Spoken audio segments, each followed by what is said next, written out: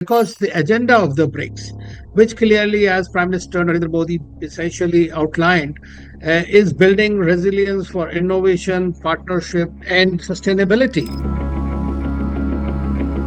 And more so during these times of war and conflicts, where the developing countries are suffering a great deal.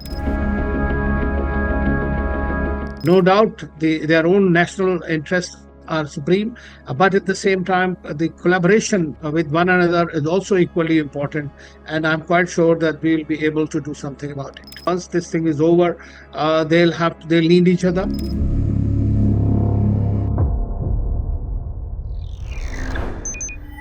Well, as you know, that we are having this problem because Iran is a partner country, and so is the United Arab Emirates. All are members. And so we have seen that in this war where Iran was attacked by the US and Israel. But in return, Iranians also attacked on various bases in the Middle East, in Gulf countries especially. And that is something violating their sovereignty. So there is a tremendous trust deficit between them. But I am quite sure that over time we will bridge those differences.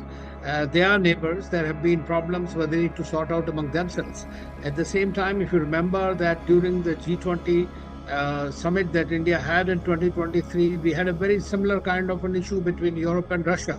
And eventually we were able to bridge that deficit between this and were able to carry forward. Because the agenda of the BRICS, which clearly, as Prime Minister Narendra Modi essentially outlined, is building resilience for innovation, partnership, and sustainability. I mean, these are the challenges that are being faced by all the countries, and more so during these times of war and conflicts, where the developing countries are suffering a great deal. And so therefore, I think that most of the speeches that we have heard today, no doubt their own national interests are supreme, but at the same time, the collaboration with one another is also equally important, and I'm quite sure that we'll be able to do something about it. Well, Pakistan is not a BRICS member, so therefore question of that is not of concern. But as far as the UAE and Iran are concerned, they are currently in a conflict situation because they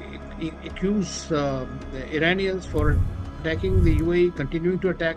UAE happened to be the most afflicted nation apart from the Israelis and the Americans' basis. So obviously there is a definitive, I would say, rancor, some kind of a frustration exactly how to deal with them. But this is probably the first time that both countries are present here.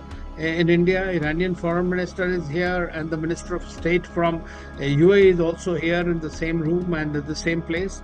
And they, of course, have their national positions. But I'm quite confident that eventually they'll have to understand that once this thing is over, they'll need each other, and there will be some kind of a confidence building measures.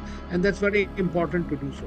You also mentioned about Pakistan. I mean, you must understand that India has a problem with Pakistan only because it has not given up on its policy of state-sponsored cross-border terrorism against India. That's the only issue that we have with Pakistan, and counter-terrorism remains a priority of the BRICS as well as of the world, I think. And that is something that needs to be understood by the state of Pakistan as well.